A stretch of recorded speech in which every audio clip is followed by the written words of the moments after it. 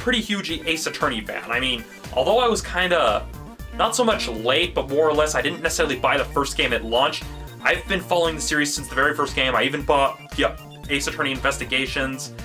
Not entirely torn up about Ace Attorney Investigations 2 not being localized, because really, we don't play it for the other characters, we play it for Phoenix, and Capcom, after a lot of the crap they've been going through, realized that. And so, the pluses I can give the Ace Attorney game: one, a lot of the visuals look really good. They did a good job transitioning the characters and the backgrounds to 3D. They did a really good job with that, and some of the added features, such as the mood matrix, were kind of cool. However, there are some aspects of the gameplay that I did have a little bit of a problem with. Bear in mind, this is based on pretty much only part of the first case, as I'm still playing through the very first case at this time.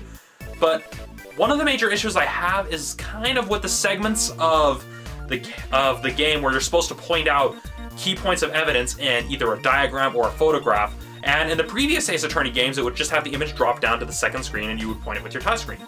But here, given that this, I mean, just look at the size of the 3DS screen. And this is a normal 3DS. It's noticeably larger than the bottom one.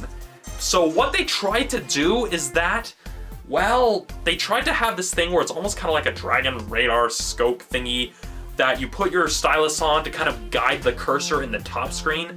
And it's really awkward to use. I mean, it doesn't really respond very well to where you're pointing on the touchscreen, because with that little touchpad, you're not really given any frame of reference to work from. You're just given a bunch of green squares and are expected to kind of eyeball it. And this is coming from someone who draws comics with a Wacom tablet, mind you.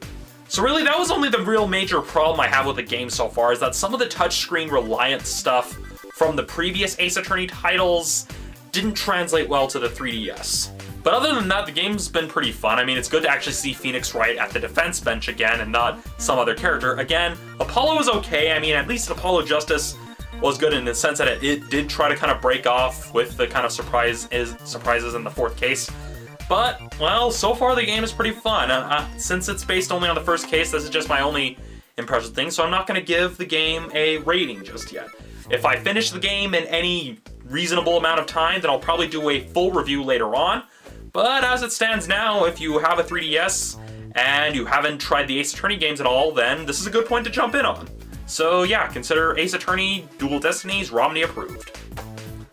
So that's it for this little bonus quickie episode of Romney's Reviews.